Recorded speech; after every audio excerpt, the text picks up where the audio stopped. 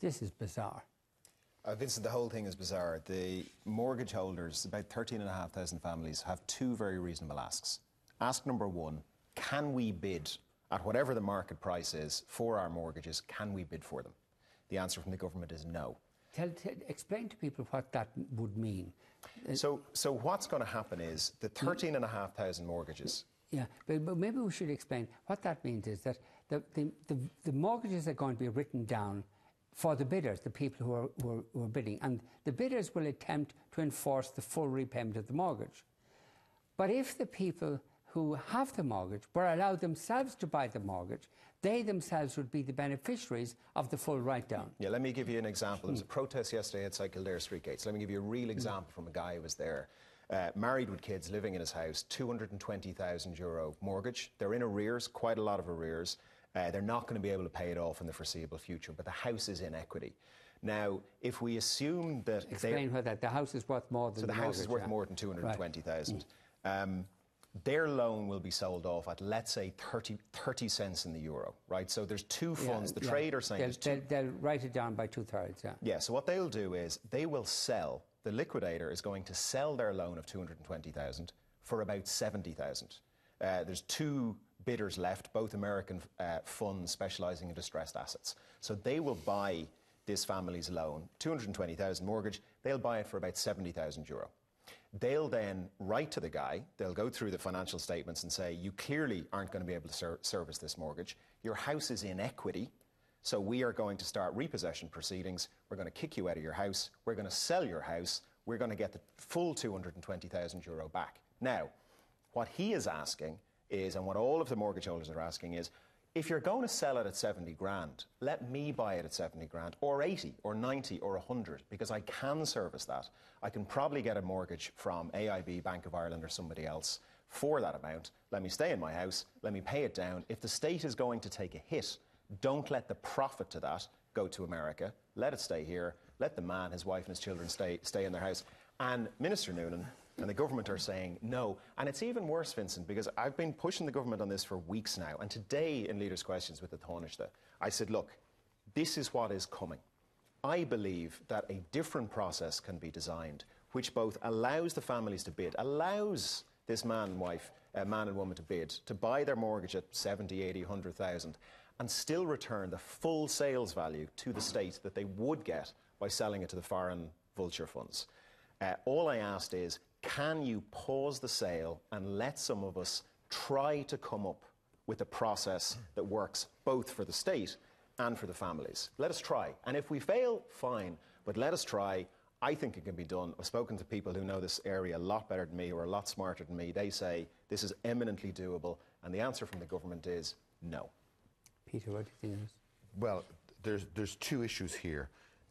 And really, it's a procedural issue. The first one is that it's a procedural issue, the way these liquidations are done.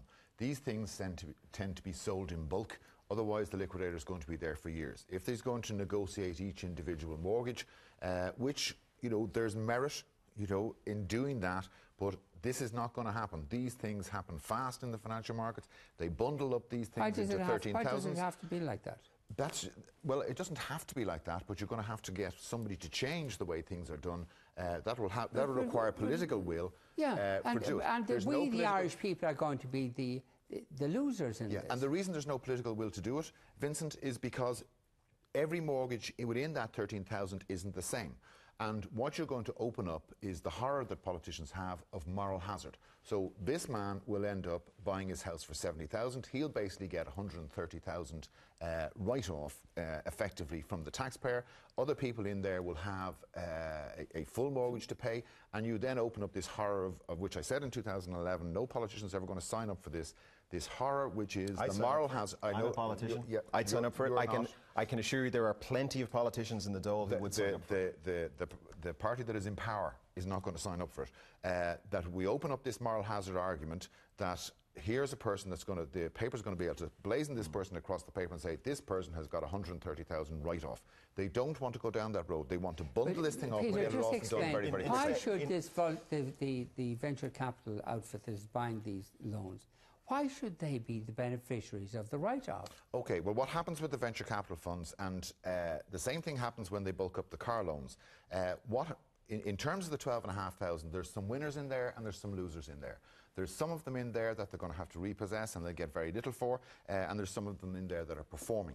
So it's done on a bulk basis. It's very similar to what we had at the subprime crisis in America. You know, some of the mortgages were good, some of them were a disaster. They take the risk. They turn around and say, look, we'll buy this at 30 cent in the euro, we're going to take the risk. On some of these, we're not going to get repaid at all, and we're not even going to get hold of the house. Because the reality is that when an individual in this state comes up against a hedge fund in a court of law under a repossession, the judge is going to kick the hedge fund out. Can I That's just say, very likely. Can I just look? You're right. I would agree with you on the first point. There is a political call being made here that says this is messy, this is complicated. In PQ replies, Minister Noonan has said to me, "This is more efficient." Right? Yeah, it is more efficient. It's much more efficient to get two American distressed asset specialists in a room and have a bidding war than dealing with individual families. It is. But here's what they're doing instead. They're saying, rather than have to deal with the hassle of writing this mortgage down and letting this family stay in their home, rather than bringing their mortgage down from 220,000 to 100,000, we're going to give that 120,000 to some foreign fund. That's actually what's going on. And it's even worse, because I agree that this is politically difficult. And this is one of those times, Vincent, that you need real political leadership. You need a minister to stand up and a Taoiseach to stand up and say, this is complex. And the media are going to be all over this. But you know what? We are going to act in the interests of the people. And that's not what they're doing. It's even worse than that. So I tried to get this PwC report from Minister Noonan. He wouldn't give it to me, said it was commercially sensitive. So I submitted another PQ last week and said, have you even read the report? And he replied to me on Tuesday and said, neither he nor any of his officials have even read the report. So let's just think about Did he explain why? Let's think about what's happening here. Did he say why? No, he didn't say why. Oh, yeah, well, no, he didn't in the answer. But the answer is, we're not getting involved in this process. This is a process for the auditors, and we're not getting involved. So let's just think about what's happening here. 13,000 Irish families. The government has said, you guys, you were the auditors of Nationwide. Here, you liquidate it. You get advice from PwC. It's secret advice. We won't let Donnelly or anyone else know what's in the report. We're not going to read the report, and off you go. And this man, his wife, and his kids are going to be evicted. And some fund out of Dallas or somewhere else is going to profit. Let me just one thing. Right? And we'll get Sinead in it. There's just too much emphasis. The pendulum has swung too far, right, to people in negative equity. If this man was renting and didn't pay his rent for a year, he'd be evicted. He's got a mortgage and he can't pay his mortgage for 2 years, right? He should be evicted, right? You know, this is a ridiculous argument, right? You know, and the reason that the politicians won't grab it, right, is because they know that if this man got off the 130,000 and was living in his 200,000 house, the papers will come up and they compare, well, here's a person who couldn't pay their rent and they've been evicted, and here's a person who couldn't pay their mortgage and they've got their house. So write his mortgage down for somebody else? That is the moral... No, I'm not saying write it down for somebody else. Right. So the quickest way to do it is sell it off in a bundle and get it done. Now, what will actually happen to this man is actually probably will get a write-down because these vulture funds don't hang around. If they get it at 30% and they get 20% profit, they're done. If they can't get people out of their house good and fast and sell it, in the case where the house is worth more than the mortgage, they will have an incentive to get this couple out of their house good and fast and sell it off and, that's and no make different a fine profit. That's no different to AIB or Bank of Ireland or anyone else. But there is the added thing that the protocols attaching to an Irish financial institution engaging with a mortgage holder such as that won't apply in this instance. And Vincent, this legislation... And we were told the other day it will apply because they've come to an agreement, and now we find that the agreement is merely a word of honour. Yeah, and this code of conduct has been in place since 2009. And since 2009, the arrears just keep growing, growing, growing. This is not worth anything. It's not a resolution, this is a process. Okay, Sinead. Well, I kind of agree with Peter in a lot of what he's saying. From the individual's point of view, it is deeply worrying that the code of conduct won't apply to these foreign vulture funds, and I don't accept for a second of their bona fides that they comply with it. They've no interest in doing so, and they've no motive to do so. So what that means is twofold. First of all, that people who are in arrears can be harassed on the phone, they can be phoned 10 times a day, all the stuff that we brought in the Consumer Protection Code to get rid of. The second thing that will happen, and this will be far more worrying, I think, is that there's no incentive to keep variable rates at any kind of a level that they will be kept within other banks. So, for instance, there's nothing stopping this new outfit taking these mortgages and suddenly hiking the variable interest rate by 3 or 4%, completely out of kilter with the other banks. Now, of course, AIB and Bank of Ireland are hiking their variable rates completely at variance with both the ECB and the tracker rates, but they still have a mind to the fact that they're Irish institutions. These other funds won't be. So they're the two things that are going to bother the individual borrowers and mortgage holders. The problem is that Michael Noonan's agenda is not their agenda. His agenda is to wind down this damn bank as far before 2020 if he can get away with it, and this is, to use his own word, the most efficient way to do it. Now, it happened with, Peter was talking about that some of the borrowers might get a write-down, and actually that's a really good point, because this is exactly what happened when Pepper took over GE Money. They bought the loans of this subprime lender, when their loan book was in a disastrous state, and they bought them for somewhere between 30 and 50 cents in the dollar, so it was very, very low rate. Now, they're quids in already. So they don't even have to wait until a house has equity in it. They can just fire it away now, and they're still going to make a buck on it. So the people who were left in those houses, once they vacated them, were suddenly left not owing this massive debt, which is the current position with all the lenders. They were actually not having to carry a lot of that. Now, it's not that they won't owe anything, but they did get a write-down because these funds don't care. So they're not looking at Mrs. Jones in her house and Mr. Murphy in his house and thinking, can he feed his family and can he house them? They're interested in, I paid 50 cents in the euro for this house, I need to make 75. Yeah. They don't much care how they make it. And the reality is the company Certis in town, who are winding down the old Bank of Scotland book, are not part of the Code of Conduct. And most of the best write-off deals in town are coming out of Certis. So the reality is, it's not all bad, it looks you're better off, right? You get a better deal in terms of write-down of one of these vulture funds. Think about it, Sinead. Let's say you owe me 300 grand, right? Let's just play this through on an individual basis. Say, Sinead, you owe me 300 grand, and maybe you can pay it, maybe you can't pay it. But you know what I'm going to do? I'm going to sell that 300 grand to Vincent. Right? Now, I could sell it to you, and you say to me, well, Stephen, hang on a second. I'll buy it off you for 170. I'll buy it off you for 200 grand. And I say, to be honest, you know, it's just not worth my hassle. You know, I'm a politician.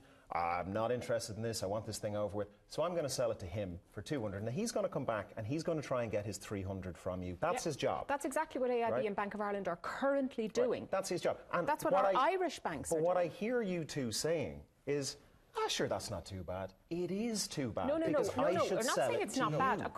It's bad. Your point is valid. Absolutely. If we could set up a fund, you see, the problem is Michael Noonan has to sell off this stuff as quickly as possible. No, he doesn't. He doesn't have to do that. Right? He doesn't have to do it. If he has the option of selling it off now at a discount or waiting 20 years till somebody pays back their mortgage, he's going to take the discount. I'm not suggesting Michael Noonan is their banker. Yeah. I'm saying if it takes another 4 months, we've been in this mortgage crisis since 2008.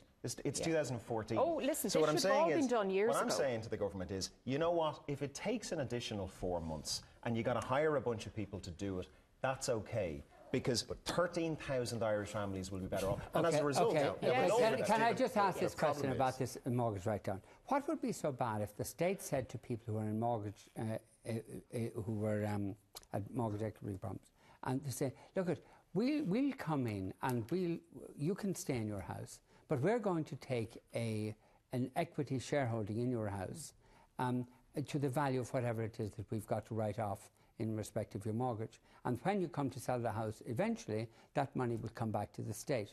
Now, that was, it seems to me there's an injustice. The people who were in a position to take out mortgages were not the poorest people in the country. And it seems to me an injustice to the poorest people in the country who could not avail of this facility, that they eventually will have to bear the burden for the people who took a risk and it went wrong. Yeah, I mean, the problem with... Wouldn't that be fair? Yes, would absolutely. That not be fair? You don't get my point, do you, Stephen? No, the problem with Stephen... I just think I think it misses... I don't think it's an holistic view, right? So nobody is saying come along and just write down people's mortgages.